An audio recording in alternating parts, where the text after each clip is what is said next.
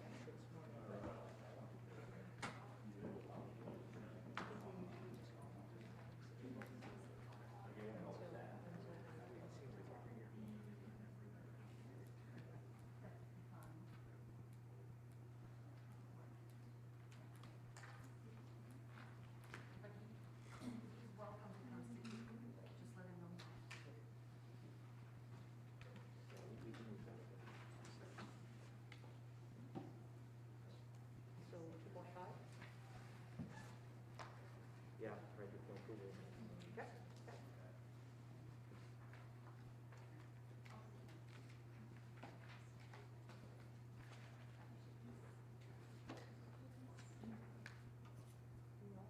Right after the moment of silence. If you want to ask if there are any adjustments, Okay. I'll mention in minutes, the special minutes meeting, and then we'll move that.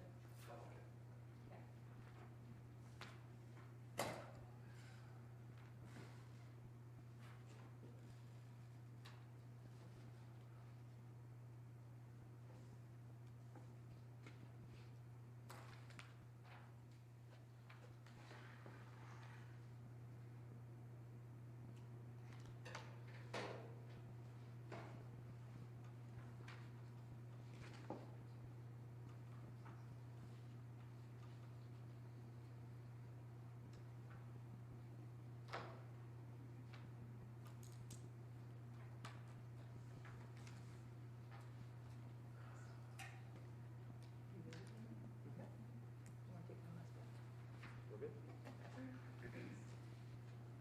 I'd like to call the 21st meeting of Madawaska School Committee to order. We will stand for the Pledge of Allegiance. I pledge allegiance to the flag of the United States of America and to the republic for which it stands, one nation under God, indivisible, with liberty and justice for all. Have a moment of silence.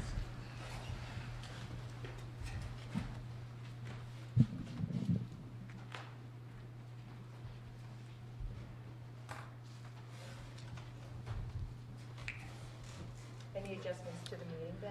Yeah, and you have under approval of minutes, special meeting 20. Those are not in your packet, so we'll table those Accidentally, we put meeting 18 minutes, which have already been approved. So the only minutes you'll approve are the meeting 19 minutes. So you can strike the special meeting 20. Also, under new business B, appointment of a new school committee member, we're actually going to move that to right after the public participation so that we could potentially fill a seat at the beginning of the meeting. So new business B, right after public participation. Is there anybody here to speak on any of the items on the agenda? Seeing none, we will move to the appointment of the new school committee member. So I do believe that you had a couple of candidates who were interested in filling the vacancy. We had Nick Garrett and also Leo Sirwa. Were there any other names that we received, school committee members? Did you get any other names other than that? Giselle, did you get any? I did not. So your consideration is for Nick Garrett or Leo Sirwa at this time. I'll move that we accept Nick Garrett for the remainder of the 2021 school year seat that Mr. Kent had. Moved by Robert, do I have a second? I'll second that. Mindy? Any discussion?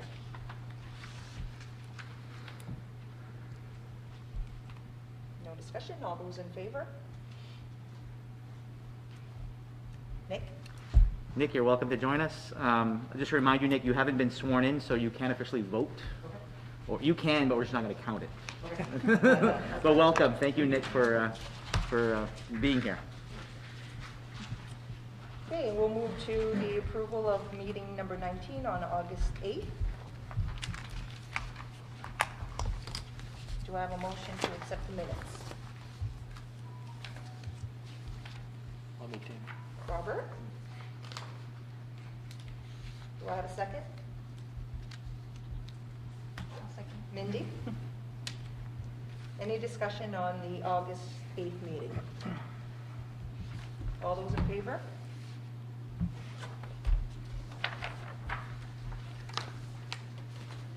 And we'll move to the superintendent. There's not a whole lot of updates from the department. We did get a notice today of a training program that's being pushed out in cooperation with Eastern Maine Community College, and it sounds like it's an opportunity to train substitute teachers and ed techs to better prepare them for our new reality of education and to assist our teachers. So we're gonna take a look at that and see if it brings anything that's valuable to us. From what we read today on the road was that it is a free opportunity, so it's a free training for these ed techs, and they will receive some micro credentials as part of the process in order to better prepare them. So we're going to examine that and see, like I said, if it's helpful to us. I don't mean to put her on the spot, but I think Ms. Lees, everyone wants to know how the first day of MES went. If you could, if you could share. It actually went very well.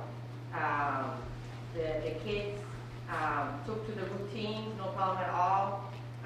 Lunch went like a charm, no problem. The only glitch was dismissal, but that's always a glitch on the first day. Otherwise than that, it was beautiful. Awesome. The test will be tomorrow. We have the youngers tomorrow, so. Should be interesting. Yeah. You can come help. Best of luck. Mr. Anderson, anything to update us on for your school? No, things are going extremely well. Very happy with the students. They really adapted well, and the staff spoke a little bit last night at the faculty meeting about some of the things that we discussed on the leadership team, and they were pleased and relieved to hear that some of those concerns are going to be addressed. Yeah. And specific to what Mr. Anderson is mentioning, we had a high school leadership team meeting, so that's 2 leaders from this building, 2 from Wisdom, 2 from Fort Kent Community High School, and the principals and one teacher from the tech center. And we meet monthly just to talk about goals and objectives. And it became really obvious in that meeting that some of the biggest needs that the teachers are expressing right now are the needs to just collaborate. And right now they're missing that opportunity because they're go, go, go all the time. They're covering duties and you know, sitting together in a staff room is not something that we're doing anymore.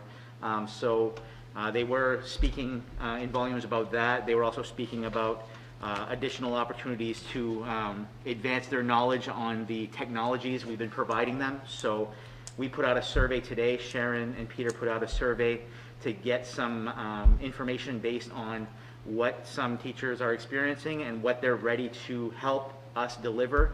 And on our early release, which is September 18, we're going to put together a half-day workshop specific to those needs and goals. Time to collaborate on ways we can increase our communication together in this weird time, and what are some success stories that are occurring in different places that we can maybe borrow from, and then additional training on things specific to what those teachers need. And we're focusing it on Google, the Google apps for education, the technology we've provided for distance learning, so the cameras and that type of thing, and then how to manage both environments. How do you manage kids in a classroom and kids at home at the same time? So those are all things that we're going to talk about. We meet with the elementary leaders next Tuesday. We're going to go through the same process, hear their needs. It'll still be early for them because they just started school, but I'm sure they'll already be experiencing some, oh my goodness. So we'll get their feedback and plan accordingly. Thank you, Lise, and thank you, Wayne, for filling us in. Thank you. We'll move on to items of business. Under old business, fall sports MPA guidance. So we were supposed to receive the fall sports new guidance yesterday. They did not come in. Word was that it was not smooth sailing with all the parties involved. You have, you know, the DOE involved. You have Maine Superintendents Association involved. You have DHHS involved. You have all the athletic groups involved. We were hopeful that they would come out first thing today. They didn't. They finally came out at around 4:30. I think it was pushed out at around 3:30 to the athletic directors, and by the time I got it, it was 4:30. So the stuff in your big packet is old news now, and the stuff I put in front of you as copies, starting with this email that's from Patty Newman, who is from the executive, from the MPA office, just kind of summarizes some of the things that they're looking for. So I'm reading right from the middle, a few points of clarification. Prior to starting any school-based activities, schools must receive approval from their local governing board. Ultimately, the decision to sponsor these activities will be made at the local level. Schools should consider developing a consistent and assumption of risk document outlining the risk associated with participating in sports. All coaches paid or volunteered must complete a free course called COVID for Coaches. The MPA will not be able to sponsor football or volleyball as varsity sports. That doesn't impact us here at Madawaska. To keep students active and engaged, schools may provide a 7 versus 7 flag or touch football program this fall. Volleyball, if played outside, can be used as an activity. No inside practices are to be held this fall, so if it rains, coaches cannot move their soccer practice indoors. They're just going to have to cancel practice. Should a county be designated yellow or red, there should be no practices or games until that county goes back into the green. Schools must follow the governor's executive order for gathering size limits, currently set at 100 people. And schools must follow the Maine CDC recommendations. And that's basically what our reintegration plan follows. All athletes other than those involved in the game, coaches, officials, staff, spectators must always wear a mask. This includes the officials wearing a mask during the contest. Sideline cheer doesn't impact us. Each sport has developed a sport-specific guideline for us to look at, and each fall activity has a revised bulletin. So The second document in your packet is the school sports guidance return to competition. And this gives a basic overview of what we're talking about with regards to returning. It's not much different than what you've received before until you get to page 4. Page 4 you'll see a table with risk factors of sports, and this comes from the community sports guidelines. That is basically saying lower risk sports like golf, you can follow these expectations. Moderate risk sports like soccer, you should follow these expectations. And what I'll just bring your attention to are the levels that you should follow. So if I'm looking at soccer, which is primarily the big debate right now, soccer falls under moderate risk, and you can follow up to level 4 for soccer because soccer is an outdoor sport. For the levels, you would go back to page 3, and you'll see on page 3 what the levels mean. Level 1 is performing skill building drills, conditioning at home, alone, or with household members. So that's, just working out on your own. Level 2 is team-based practice with physically distanced group activities. That's what our teams are doing now.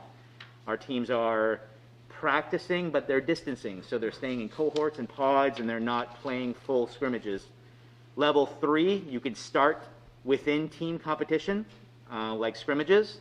And this level of play involves one cohort of participants. So if we were to approve this plan, next week would be preseason for our teams. They would be able to start scrimmaging themselves. So, a blue and a white team and, the offense versus defense or whatever, they would be able to start that. Level 4 is where we would go up to, is competition between teams of the same geographic area, such as the same county or adjacent counties, because this involves 2 cohorts. We had an athletic directors meeting, or they had an athletic directors meeting last week where they discussed an Aroostook County League only pitch for this, because they knew that this is probably what was coming up. In that proposal, none of the Aroostook County teams would be playing outside of county. So Presque Isle would not go down and play Herman. Caribou would not go down and play Brunswick. Every team would stay in Aroostook County in this makeup. And the schools would be divided into large schools and small schools categories.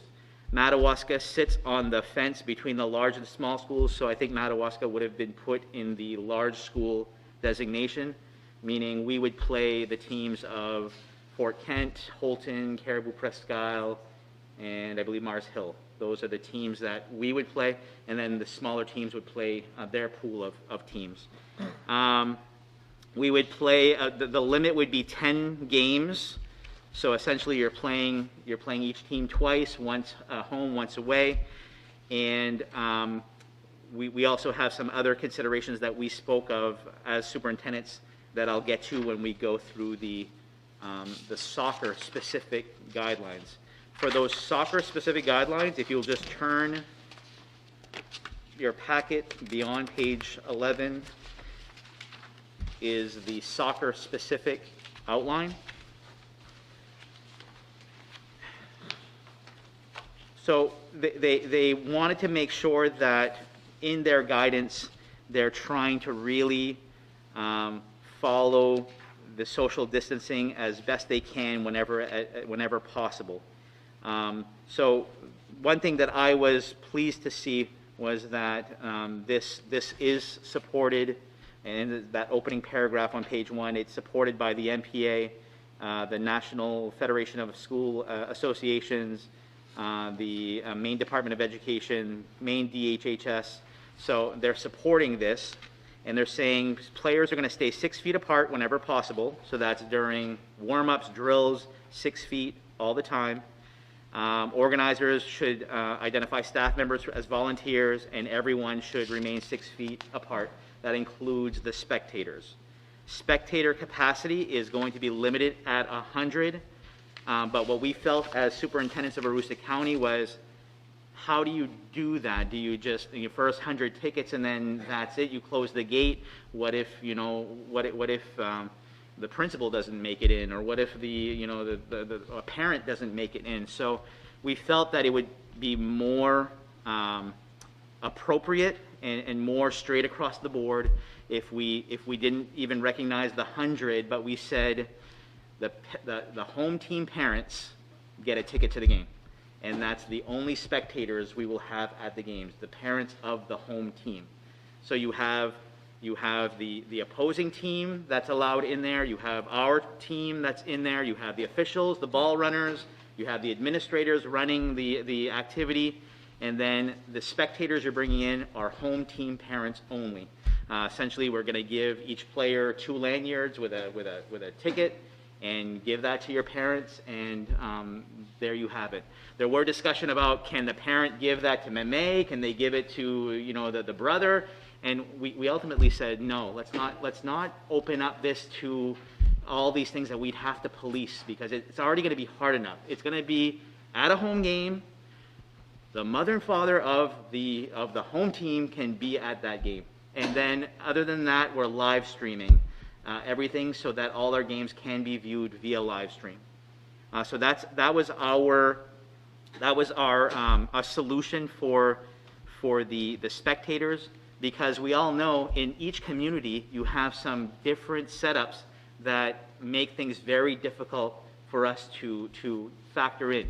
If you take, for example, here at your field, you have a nice fence that surrounds your field. You can actually have a gate system where you're collecting tickets up to 100. Other fields don't have that. You think about Fort Fairfield, you think about Fort Kent, you know, where you can drive a car right up to the field. How are you going to prevent, and then all of a sudden now you're going to car windows and you're saying leave, and you know, and it's too much to try to police. So home team parents only. Face coverings were a big debate. Quick question. Yeah, about that. go ahead. Which schools have already approved, you know, that concept? I don't know. No, okay. I can tell you that 33 has. 33 has. Yeah. That's the only, we're supposed to talk about it tomorrow as superintendents again. Okay. Face coverings, everyone wears a face covering except the players who are actively involved in the game. And they recognize that that is against CDC guidelines, but because it's an outdoor activity, because the health and wellness of that athlete is also in question, everybody on the bench, the coaches, the referees will not be blowing a whistle. They'll have, you know, some kind of horn or something else. Everybody else has a face mask, including all of the spectators. Scheduling, we talked about, it's within Aroostook County only. It's 10 games. There will be no use of the locker rooms or facilities. So when a visiting team comes here, they're going to come dressed and ready to play, off the bus, go, and then go home. We're going to limit the amount of sharing as much as possible. So there's not going to be we're not going to be sponsoring soccer balls for the other team to use, or we're going to keep our stuff to ourselves. Screening has to be conducted before each game. So all of these things are in place. There's not going to be any high fives. There's not going to be handshakes. There's not going to be any physical touching beyond what happens in the game, and so on and so forth. Trying to think about, it's team travel. One thing that we talked about is if we have to follow the transportation guidelines that we have in place, which is to not fill the capacity of a bus, we are therefore not going to travel our boys and girls teams together. If Madawaska is playing Fort Kent, the boys will go to Fort Kent and the girls will play in Madawaska and vice versa. So you're always going to have one team playing in one community and the other team playing in the other, as to not transport the boys and girls together. We also discussed that if this is going to be in effect for varsity, we'd also like to do the same thing for middle school as much as we can with the limited amount of time we have. So both high school and middle school. That's what I have for you. You're going to have concerned people about the fact that kids wear face masks in school all day, and soccer players aren't going to be wearing masks when playing soccer. The answer to that is athletics are a voluntary process. School is not voluntary. All kids must go to school. Not all kids must play soccer. And I know that the illness of a player impacts more than just the player. It impacts their family and their classmates and all of those things. That's why the screening is so important with those athletes. If they've played a game and the next day they don't feel well, we really need to make sure that we have all of those screening things in place so that we're protecting our schools as best we can.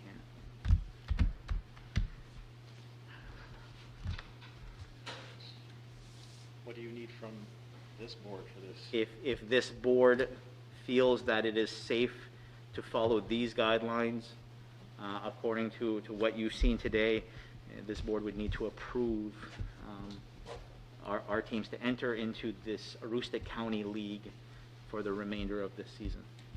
I like the concept of Aroostook County League. I'm glad that we finally have some direction that we can not just have every week or two kick down the road. You know, soccer is important to the kids. It's important to the families. I really think that we should, that 100-person outdoor limit, you know, I think we need to find a way to, you know, okay, fine, some schools might not be able to, but if we can, I think we should entertain having at least that 100-person outdoor limit reached. What's difficult about that, Robert, is that I can't ensure that when our kids go to Fort Fairfield that they're all protected the same way that they will be here in Madawaska. If I can limit the amount of people at this game here, and it might be 80, it might be, you know, 78, and Tim Watt can do the same thing in Fort Fairfield because it's just those parents. I know that you're not gonna have crowds of people coming out of the back of a tailgate of a pickup truck because the pickup truck is parked there. I can't guarantee that that's not going to happen if we open it up beyond parents only. We kind of really have to set that limit. And as superintendents, we all agreed that we were going to advocate for that to our boards, as difficult as it is. But for us, it's about the kids. It is. It's about the kids, you know, and us finding a way to keep them safe, keep the people that would be spectators safe. But I think there's ways to do that. You know, you just mentioned, you know, in and out gates at our school field. Just seems to like we would be doing a bit of an injustice to the kids not having, you know, all the support that they could possibly have along outside the field. Picture what happens on the small field during a varsity game here in Madawaska. What's going on in that lower field all night long? Right. Yeah, kids are playing. I mean, right, even behind the net, by the snack shack that won't be open this year. But I mean, yeah, it's a community event, and there's got to be a way of policing it. So maybe you talked about, you know, lanyards with tickets. So maybe we still issue lanyards with tickets to the kids, even to the visiting teams, whatever it is, but to the kids, and let them, you know, distribute those tickets. And you still talked about, you know, screening or checking tickets as they come in. You know, maybe that's still something we can do, but instead of limiting it to that 100 mark or less than 100 mark, let's get to the 100 mark. So same concept, but instead of them getting 2 tickets, they get I understand. 3. I understand. But again, there's so many moving pieces that if Madawaska decides to do their own thing, that impacts every other community who superintendent says, I'm going to go advocate for that. So it's fine. It's just if Fort Fairfield then decides, well, we're not playing Madawaska because I don't know how many fans are going to be there, it is what it is. It is what it is. We could limit it at 100, though. We could limit it at 100, but, Well, then we'd have to limit to 100. and I can guarantee you that'll happen here in Madawaska. I cannot guarantee you that'll happen in Van Buren or Fort Kent. Well, I can guarantee Fort Kent, but I can't guarantee other schools, so. May I ask a question? Yes, you may. Mr. Sheila, if all the superintendents have agreed that it will be parents only, if any community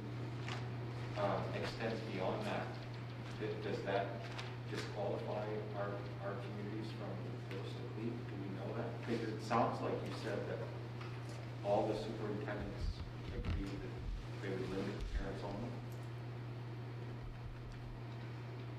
Peter, I don't know. I don't know what it means. I know that it is September 10 today, and we got guidance an hour ago, and we had pre-meetings with superintendents, and athletic directors have had their own meetings, and everybody has talked about their own thing. And so superintendents got together a few days ago and said, how can we ensure what it looks like here looks like there? And we came to a consensus that parents only, and live stream for everybody else. So it could jeopardize I don't know. You don't know, yeah. You mentioned that no other board has approved this plan, so. That's including the other teams, players, coaches, our teams, Right. players, coaches. So you're looking at, it might be, I mean, we've got at least 11 kids on our field. So that's the possibility of another 22 parents. So you're up to 33 just on our side with the 11 from, you know, depending on how, I guess where I'm going with that, depending on how many kids are on our team. Yep. We might hit the 100 anyway. Yep. Prescal won't even be allowed both parents. They're only going to have one parent because they have cheerleaders that need to be on the sideline. And so he's worried about not all his parents will be able to get there. So I guess every community has its challenge, and it's not for us to be a rogue school out there. I'm not even trying to bring that up to be complicated and be a rogue school. We have a 100 number that we could reach, and I think it's not straying far from the system that you just presented about giving tickets and letting sure, instead of it being 2, maybe it's 3, depending, you know, if we have 16 athletes on the girls' team or 20 boys on the other team. So that 100 includes everybody on the field? Players, it says here, players, referees, Everybody. so it even shrinks it even smaller who's actually going to be allowed onto the field. With every player getting 3 tickets, you know, at least it maximizes that 100. That's all I'm asking. Not to be a rogue facility, not to be jeopardize us playing But in who's the going to Aroostook police League. that? Yeah. Who's going to police it? Well, who's going to police it for just the 2 people, the 2 parents? Who's going to be there? Somebody has to be there just to make sure that there's only 2 parents coming on. So why not the same person make sure there's only 3? We know who our parents are. It's going to be very easy to police that. I don't know. And maybe we can knock on the boosters' door maybe to help manage that. You know, they sell tickets at basketball games. They put somebody there to help police it. Maybe there's another entity that can help. Your call, guys. I'm on. What a crazy time. Is this part of it something that we have to decide tonight as far as the? No, you can approve this. The way we're. You can approve this, and then you can say, but for Madawaska, we're going to fill the 100, and I've got to go back to the superintendents and say, guys, Madawaska's going to have 100, and then the AD schedule, and then they do their thing, and it is what it is at that time.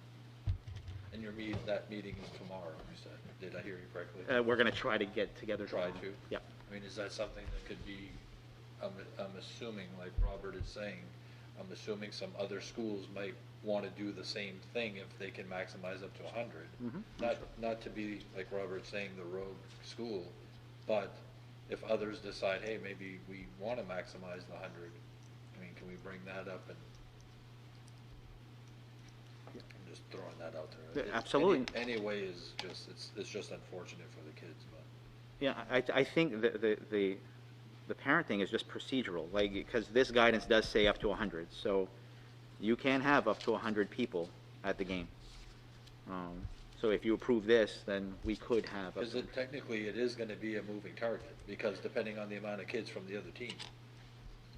If a team comes in with 12 Right. players, Yeah. or comes in with 24. Right, it's not like I can pre-distribute tickets and say, oh, okay, these are the only tickets we have, because I don't know how many. And I get that, I'm just wondering, so has that been thought of? Maybe the athletic directors will know the schedule. I mean, they must be have to call the coach ahead and say, how many kids do you have? And then So one many kid doesn't show up. kids do you have? I'm just nervous that we have 100 tickets in our hand at the door, right? And I've given the 100th ticket.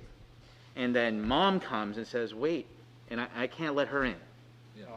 Oh, I'm just, I get, yeah, maybe you covered this and I didn't catch it, but you're gonna give a ticket, let's say, to every parent. Does this ticket also get them in if they're in Fort Fairfield or in Presque No, Isle or home whatever? games Just only. from Just home, okay. Yep. So we don't have tickets for the team No. that's playing? No. Okay. Home games only. No, if we do 100, we'll figure it out, and we'll limit it at 100. It's the same system you just mentioned. Instead of 2, it's 3 tickets per kid, whatever. Yes, it's going to be a bit of a moving target, but I think a little bit more extra effort, for the kids and the families is worth it.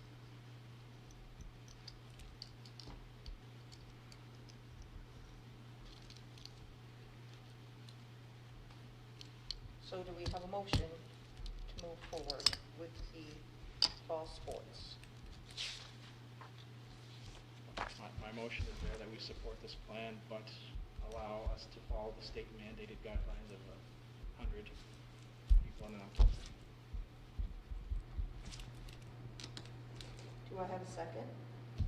I'll second that. Mindy? Yeah. Any more discussion? All those in favor? All those opposed?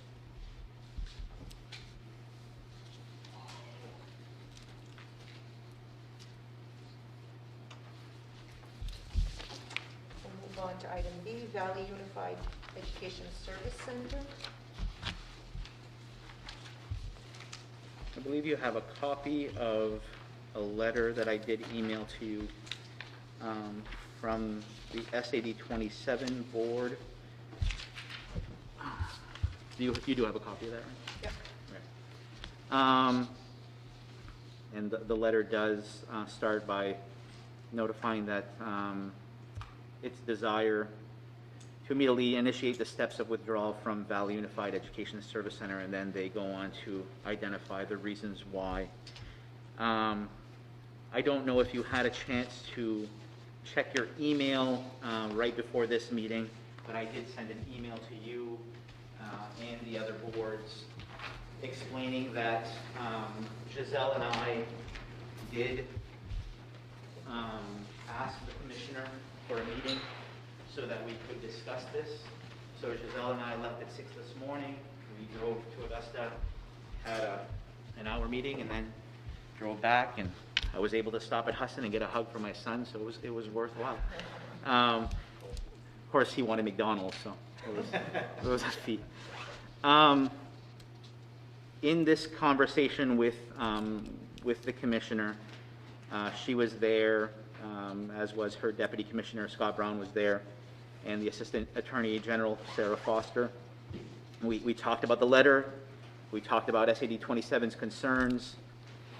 We talked about the fact that we've brought these concerns to the other 2 boards in the past. We talked about the think tank. We talked about acknowledging that the governance for the governance that MSAD 27 is concerned about is something that we know needs to be resolved. We also shared that we had a meeting with SAD 33, and they had concerns about pre-K to 6 remaining locally controlled and not moving to an RSU. They also, the SAD 33 board shared that they felt the site selection process that took place last year should remain in place and not, not revisit that.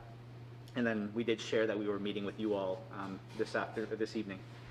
So in the end of discussions and a lot of just making sure that we understood, Giselle and I were a little bit surprised that initially it sounded like the opportunity had lapsed, that perhaps this was not going to work out, and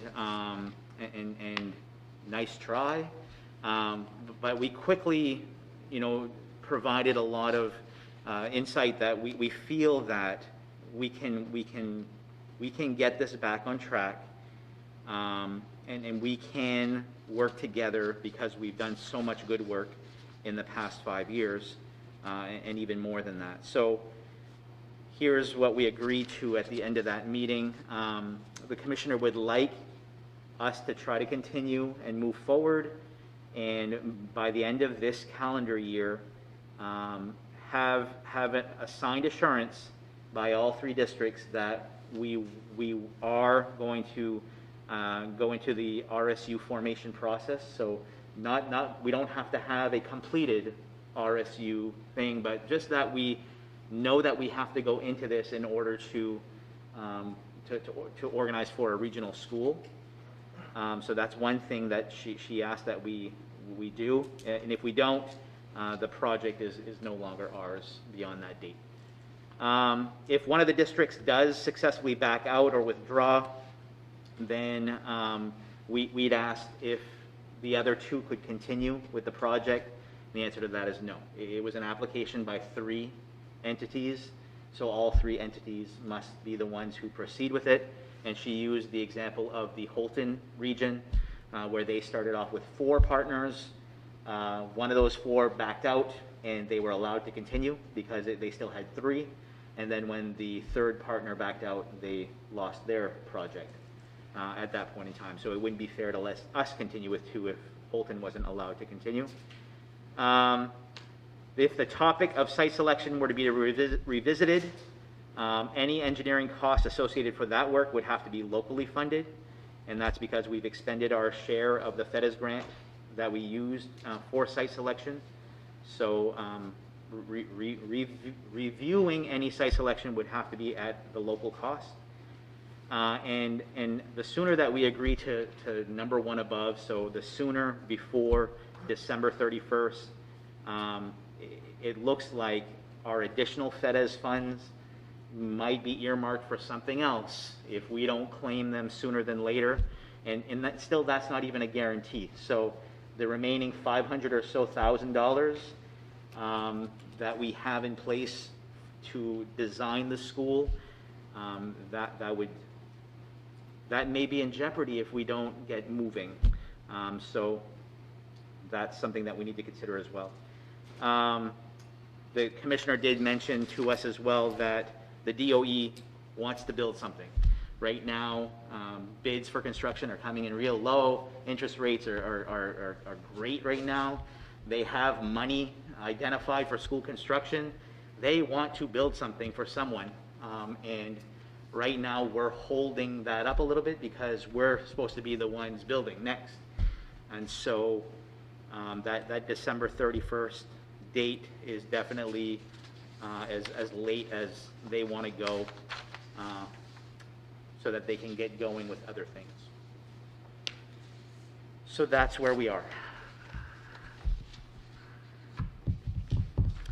We do have a Valley Unified meeting on September 21, and that is the date that MSAD 27 expects a response to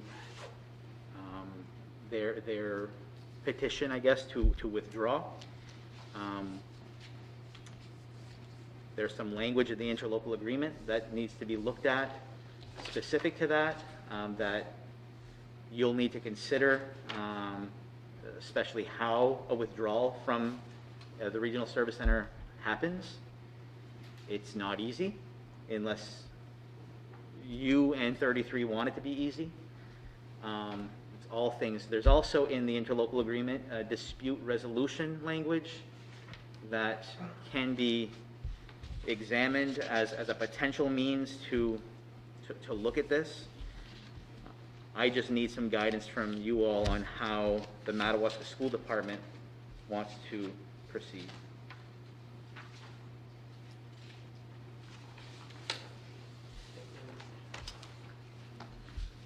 In your meeting this morning, did the commissioner and those in attendance question, legality of 27 dissolving this, or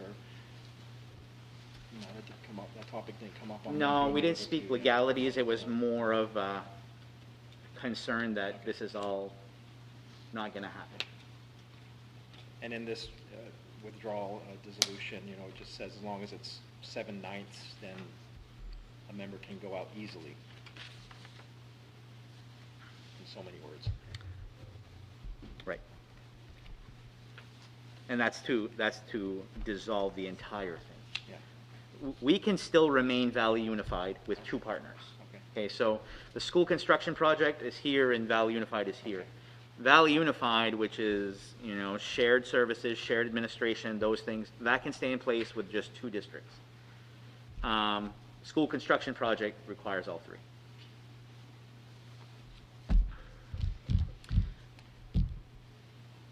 The changing of, going from the current VU system to back in February, us needing to follow an RSU, do you have any background, again, just to help me wrap my head around, how that came about or what happened there? I think we were, and Giselle, you can correct me if I'm wrong, I think we were given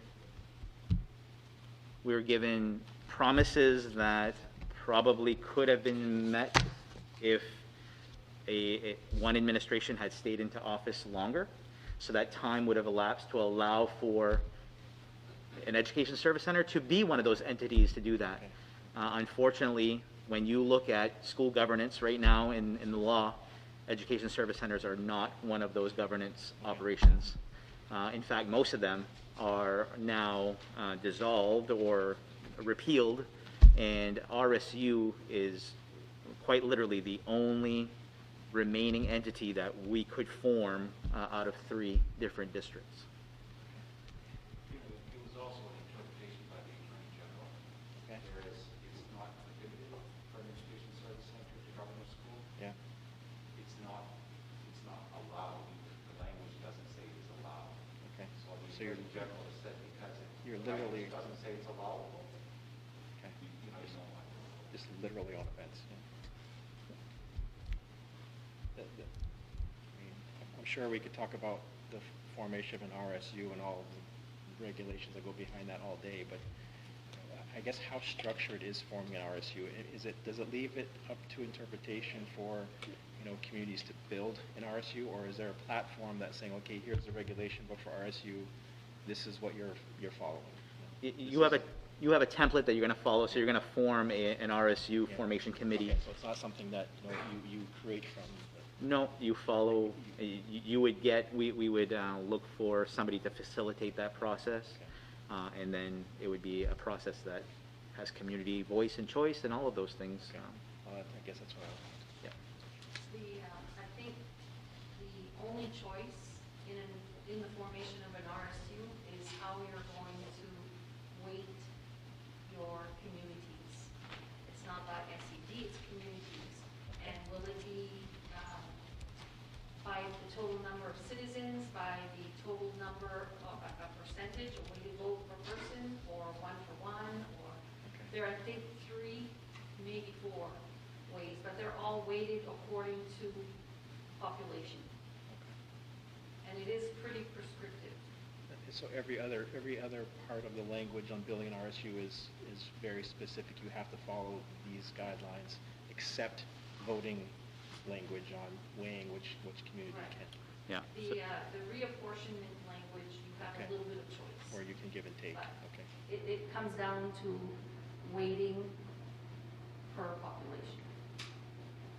I guess I'm just kind of wondering, how much more future negotiation is there if we go down this RSU route of line by line, give and take, and is not. I think it's pretty prescriptive. Okay, all right. Is the formation of the RSU, what does that do to where we are in the process now? What does it do to site selection? What does it do to all of that? Is the RSU, does that start once the school is completed, or are we doing that before, which at that point, what does that mean to everything that's been done up to this date? Yep. So the minute that all 3 districts sign the notice to enter into an RSU, we would have a parallel track with the school construction. So the RSU work would be allowed to start, and the school construction would be allowed to continue. So we'd move forward with school construction only when this board and the other two boards signed to say, we're going to enter this RSU agreement together. So, coming back, what does that mean to site selection? It means the next step for construction would be to take site selection to the state board for them to either approve or not approve what we've done so far. Of the current site that's been chosen? Unless we decide to go revisit site selection at a local cost. So, so I guess what I'm asking is, by going the RSU route, are we redoing everything that's already been done, or we're taking it from where we're at now and moving forward? You're taking where it's at and you're moving it forward. And the rest of the timeline of this project, I use the word timeline, I know that the schedule's thrown out the window, but just timeline of events. Nothing else changes in that line of this project. You showed us a 26-step timeline. There's still future straw poll Yep. voting, there's still future Yep. community votes, none of that. That all still stays in track. Correct. So let me get back to your point. I think where there's might be some negotiating before that RSU is signed, or that notice is signed, is between now and then, with specific non-negotiables that I think SAD 27 has outlined for you all.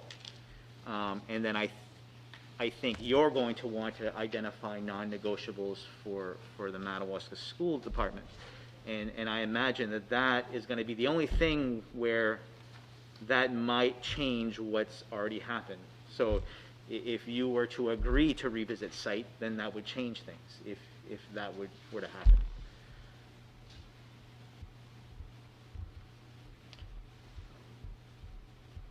Who's our attorney? You said Drummond Woodson is our attorney? So for this, we would not be able to use Drummond and Woodson because it's specific to the work that's been done so far, which we all shared one attorney together as 3 districts, and now that presents itself as a conflict of interest. So we would be going with the same law firm that we're using in the legal dispute that we're undergoing, and that's Kate Grossman from Farrell Rosenblatt, Farrell Rosen something. Yeah, sorry.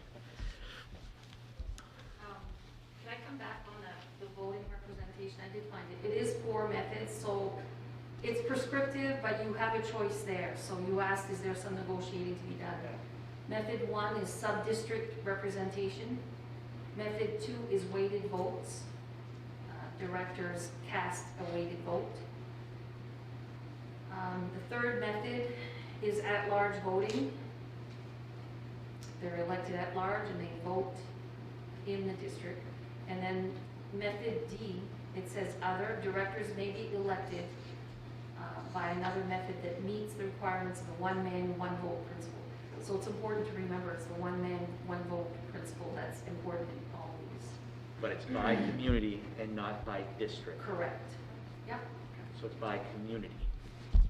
So this community is relatively the same size as another community, whereas this district is not the same size as another district. So keep that in mind. It's by community.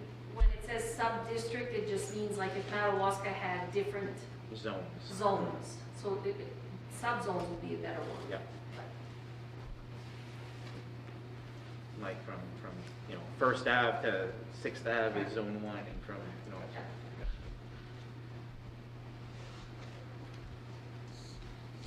So Ben,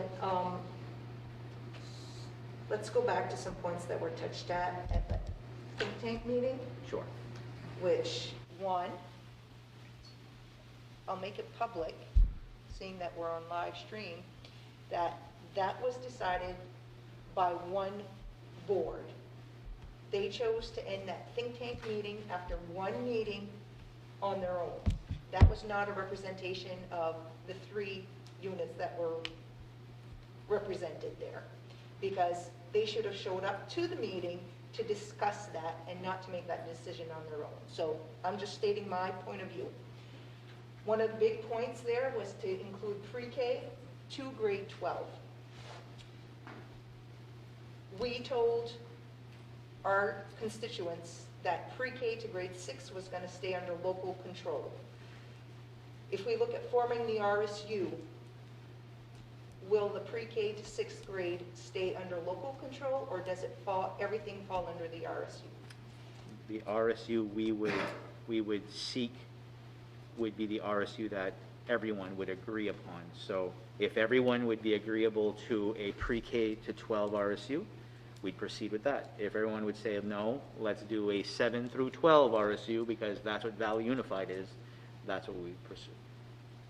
So we do have a choice. We have been told we have a choice. It's an interpretation of the law that can be overturned. We would want guarantee of that before we Move forward. sign anything. Thank you. Right, so you can't come back 5, 8 years later and say, oh no, we're going Whoops. to roll all this in. Yep.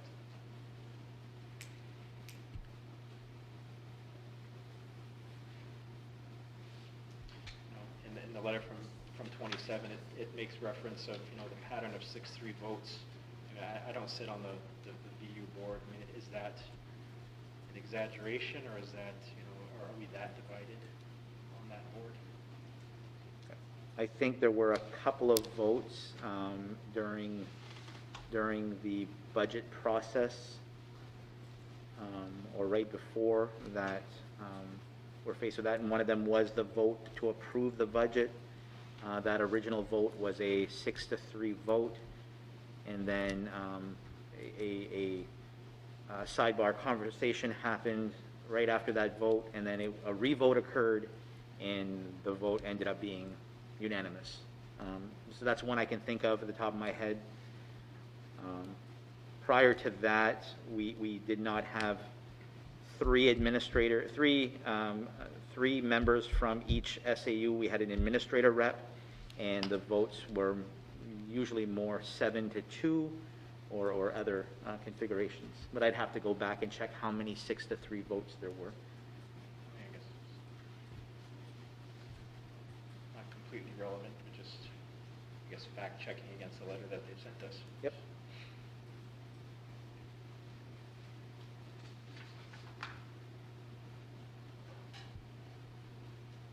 Like Tammy said, it wasn't Madawaska that stopped the think tank. I mean, I wasn't on that think tank board either, but, and maybe in hindsight, we should have just carried on with the other, with 33, just to continue getting, thoughts formally with them as a group, but that's neither here nor there, so. I think they want, 27 wants a written statement from us by the next VU meeting. I don't know if that's realistic. I don't know if our legal counsel can formulate a letter on our behalf in response to this. I can request one. And ask one. Yep. And that's what the 33 board would like me to do. Okay. So if you would like me to do the same thing on your behalf, depending on what your non-negotiables are, if they're similar to SED 33, it can be a joint letter, or I can ask for separate letters so that everyone has their own stamp on something. It's up to you how you want that to happen. Yes, the non-negotiables is the site selection. I'm not speaking on behalf of everybody, but I think. Yes. Well, would we? I don't think the taxpayers would agree to put money into that. We've been through it once. Site selection. And our pre-K to 6 staying under local control, which is what we sold to our people. Are there any other things, like, I'm trying to remember, with the process you had and the local control of the elementary school, Tammy was on that list, but there was a bunch of other items on that list. Can you remind us of what those are, Ben? Do you have that right handy, or? I can't remember what you're talking about. I think you might be referring to the strategic priorities. Is that what you're referring to? I can't remember the title of it. But I Oh, know yeah. Strategic plan. Yep. Is that what it was? Yeah, I know there was multiple items on that Yep. list. Yes, thank you. Well, while I'm getting this, one thing that SED 27 has, is looking to address is not only the RSU formation, which we've discussed, and the site selection, but it's also going to be the governance of Valley Unified. So right now, as you know it, Valley Unified is a 3-3-3 vote, 3-3-3 board with equal weight, and that's concerning to SED 27. And it goes to how decisions are made moving forward specific to this regional school, and making sure that things aren't stalled at 6-3 votes forever, or however else, or actually it wouldn't even be stalled. 6-3 would pass for most votes through Valley Unified, because not everything requires the supermajority vote. So they're going to want some kind of concession on that as well. One thing I proposed to the 33 board is, if we're going to work on governance language for an RSU, and we know we have to do that, why don't we just look at trying to match that governance language for the Education Service Center, so that we're talking about the same thing. And I don't even know if we can fully just do that as the same board. I don't even know that, but it just seems to me, if we're going to go through all this work of agreeing on a governance structure, and we're going to come to an agreement, wouldn't it just make sense to have the same governance structure for both those entities? So I do throw that out to you as something to consider, because I think holding ground and saying no, 3-3-3 is all it can be. I don't know where that's going to get us. Louis, specific to what you just asked, this is our strategic priorities. One of them was a high school regionalization. The other one was an elementary school in each district. 3 was adult and community continuing ed be merged, which it already has been. Shared administrative structure, which we've already merged. Optimizing the use of the tech center, which there's not even a spare room in that place anymore, because we are optimizing it. Building collaboration with UMFK and Northern Maine Community College. Just today, Peter and I got an email from Scott Wazin talking about new opportunities with UMFK that we're looking into. So this continues to grow. Obviously connecting with the community, and then optimizing our use of technology, which this year we've put into hyperspeed.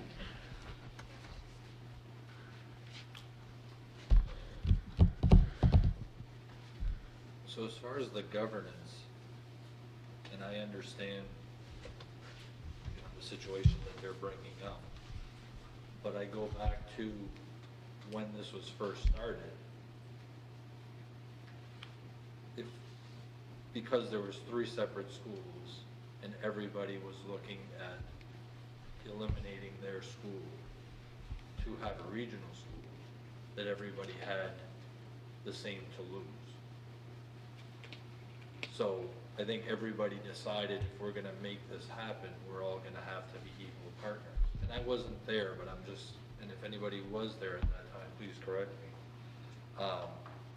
That being said, if that wasn't the way that it was set up then, there probably wouldn't have been a second meeting. So that needs to be considered. And, so somebody just mentioned a while ago about, well, is something else gonna change in 5 years or whatever? Well, we're already looking at change the way this was set up. And it's been, what, a couple of years, 3 years? So there was a reason why that was set up that way. So that needs to be taken into consideration. I think part of the problem is that we keep comparing the 3 districts, where we should be talking about the communities they represent. And as long as you have MS 8027 with 5 communities piping resources in, they'll forever be able to say, we pay 50 blah, blah, part of the share. And I think that's problematic because it doesn't paint a true picture of what each of those communities share in those expenses. So my advice, if we were to go down re-examining the governance structure of Valley Unified, would be to look at it community by community. Because I think we all have something to gain and lose, and all of our voices as communities need to be shared, because I don't think every community in SAD 27 believes the same things.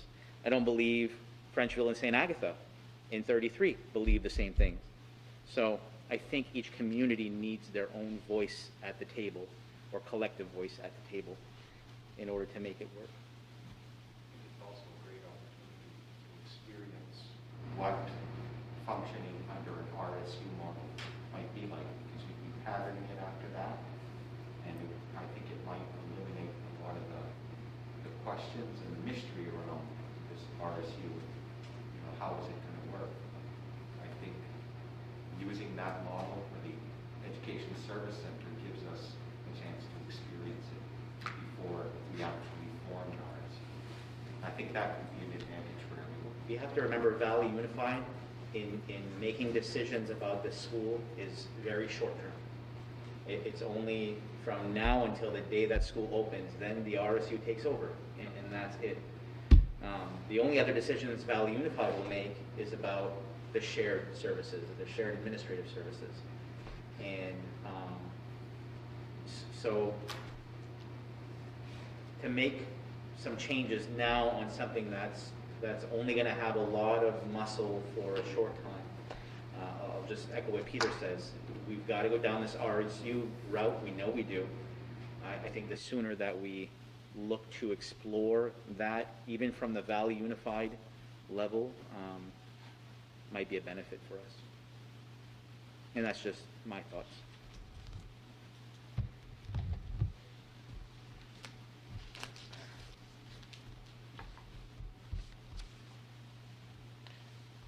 So that's a whole other structure that I don't know, do we need to, we can't make a decision on, today to address this letter that 27 sent to us.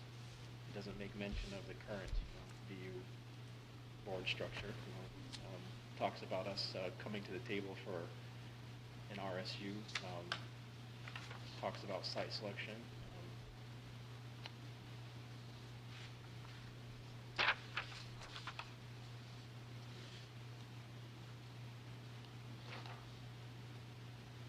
When they're mentioning that sentence on the last paragraph. Okay, that's what I'm looking at again.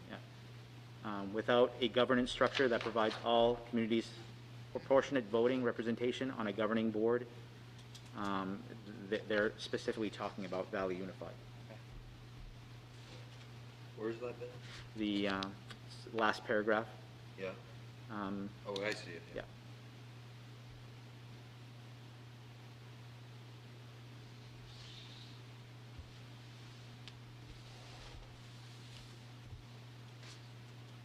And it's because that board is going to be making the decisions about this school until the school is constructed.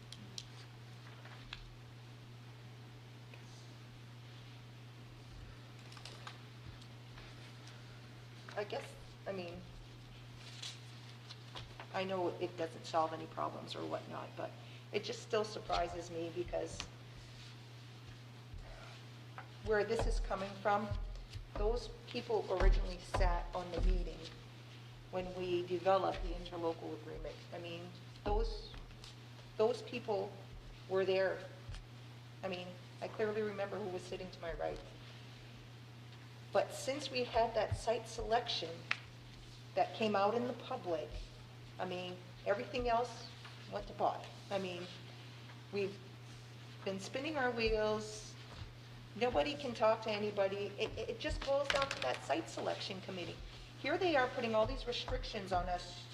Must do this, must do that. Next thing you are going to know, we must change the site to have it in our backyard, because then we're not playing ball with you. I don't know how much we're going to let 27 control us I mean, I understand the RSU, but now we gotta go into the interlocal agreement. Well, there might be site selection too that they might wanna do, like, I mean, are we moving forward? Or are we just going right back to day one? I don't know. I mean,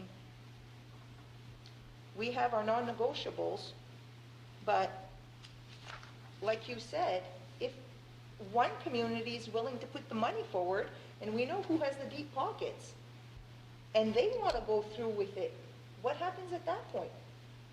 What if there's another, what if Fort Kent decides to have, dig in their pockets and pay out cash to have another site selection done, and it ends up in their backyard? What happens at that point? I mean, we don't want to pay, 33 doesn't want to pay, but 27 has a pot of gold someplace. What happens at that point? The site selection, now goes from the site in Frenchville to the site in Fort Kent. Where are we going to be at that point? We've stalled the process, we've wasted more time, they spent their money, because we're not spending money. What happens then? It's going to have to be there because they paid to have another site selection done? What's the answer to that? But I think like Ben was saying, Tammy, what are our non-negotiables? But those are ours, Louis. If Fort Kent decides that they can have their non-negotiables or they can have their negotiables. And they clearly said that the site selection would be at local taxpayer dollars. If we're not willing to put our local taxpayer dollars to have another review, and neither is 33, but 27 does, and now the site ends up there, what happens at that point? So we have a site, the original site in Frenchville, but now they had another revisitation and it ends up in Fort Kent. So what are we going to do at that point? I think we'd be right back where we are right now. Exactly. And it all boils down to when the site was released. That's what we cannot forget. That's what has taken us here, is that site. We can give them whatever they want, but the bottom line is the site is not in their backyard, and they're not willing to back down until it is. Give us this, give us that, do this, but then, we can still take taxpayer dollars and re-examine the site. I don't know. They're endless, as far as I'm concerned.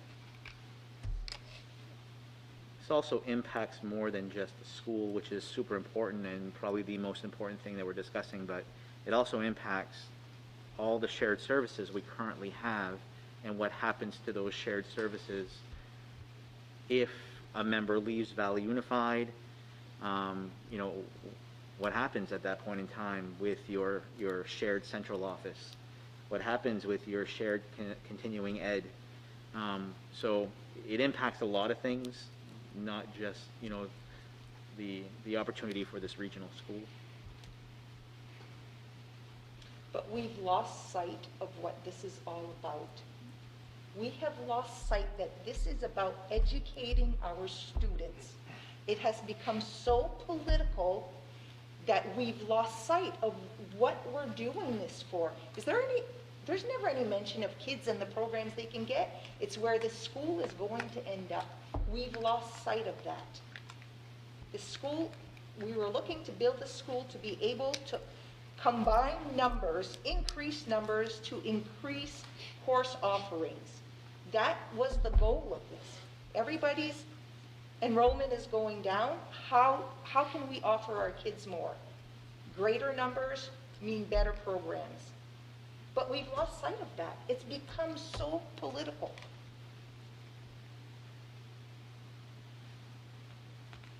So let's just say it goes where you said, and then there's another site selection that comes about. Who's to say it wouldn't end up with the same thing, right back in Frenchville? Then what? They paid all that money to do it again, and the same decision stands. It's in Frenchville. Well, I can almost guarantee. how unbiased is it if one community is, or one school district, so Is paying. it's like, wait a minute, at that point, Exactly. at that point, the site, we've had a site selection that was unbiased. Mhm. as far as I'm concerned. I wasn't part of it, but everybody, that all 3 school districts were part of it. It There was a chosen. unanimous vote, Louis. It was unanimous? Yeah, I there was a there to vote. unanimous I- vote. I know, so the site selection is there. If there's another site that comes up, and not all 3 all 3 school districts are part of that process, it's a biased system, and then at that point, we're not held to have to follow through with that.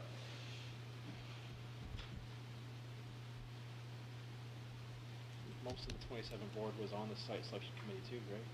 Fair statement?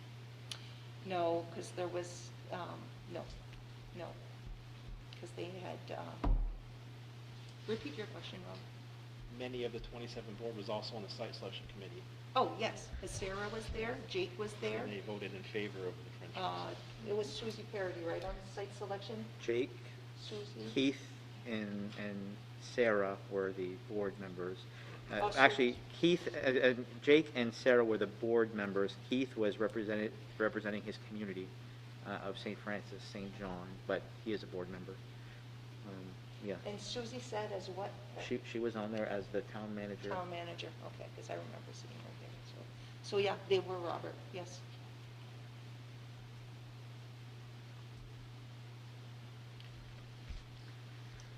And Toby Jondro and Gary Sibley On the were on the VU when this interlocal agreement Yeah. was done up. And that was unanimous there as well. Right. So what do we do?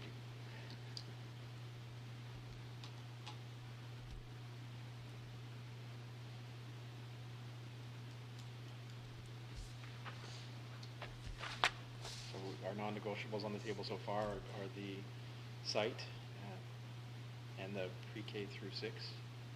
Do we leave it at that? Do we add a third? Do we add a fourth? I mean, it's clearly stated, if we don't move to an RSU, we might as well forget it. Understandable. But, And I think that makes sense. If you're going to operate a school, you're going to want to make sure that, whoever's making the decisions for that school and the large bills that go with running a school, that makes sense. Are just a whole lot of yucky to get there. 33, were those the only 2 negotiables, the pre-K through 6? And There's a third one, isn't there? They had a third one, it was, they desired fair representation by all communities. I think that's what it was. Yep. That makes sense, too.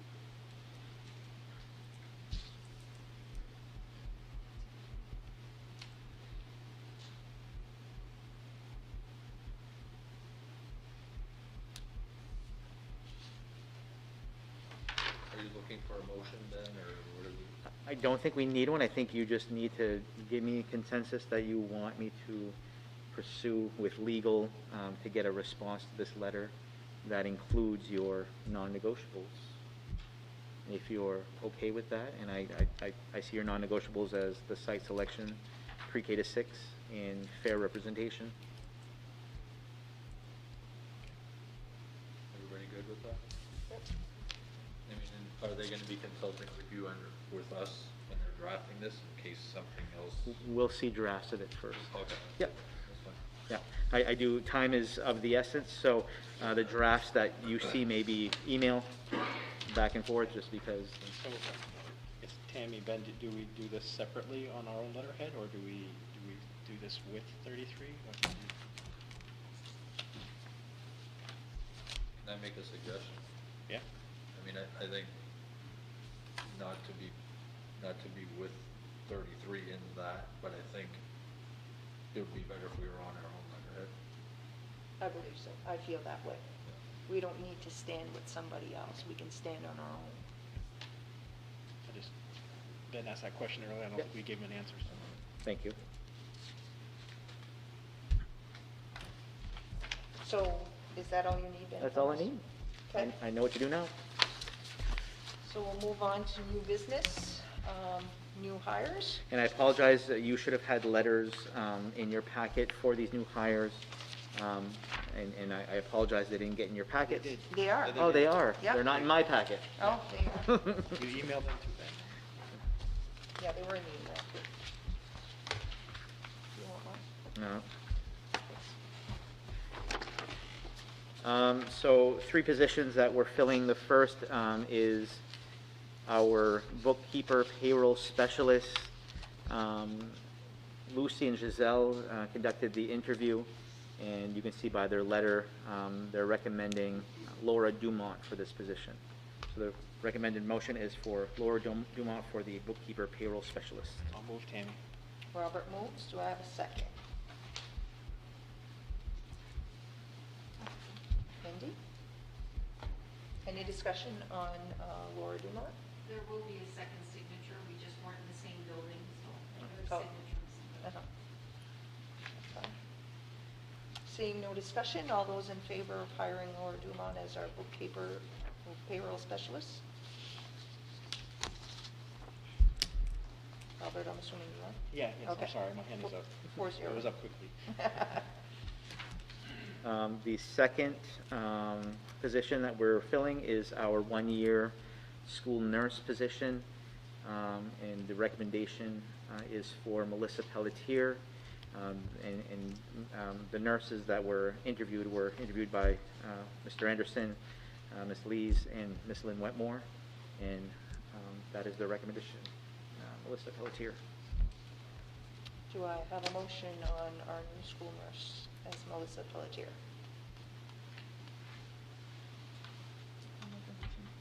Mindy? Do I have a second? I'll move. I can move, right? Any discussion on Miss E, Melissa Pelletier, sorry. Seeing none, all those in favor? Abstain. Robert's going to abstain. Because I don't think she's a terrific person. And the third position we're filling is for a Title I Ed Tech 3 position. We had previously filled this position with another individual who decided that they were not going to be able to fulfill the requirements as school reopened. So we had Lise and Julie Sear, Trish Armstrong, Jen Mazo, and Missy Morno interviewed, and they are recommending Alexa Macy for this position. I'll move Tammy. Robert, do I have a second? Louis? Any discussion on the Ed Tech 3 position? All those in favor? 4-0.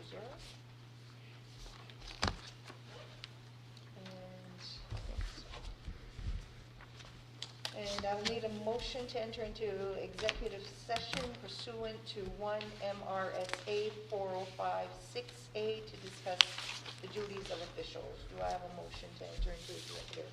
Louis Dugal, second. Second. Robert? All those in favor? Time? 7:21.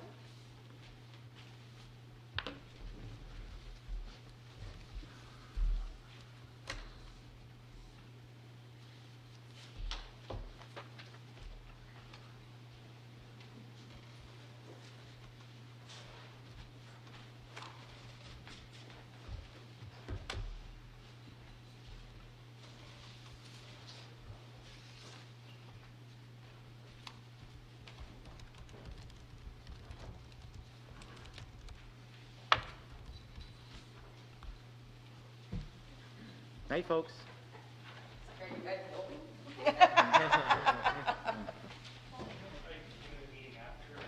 No, there's not going to be any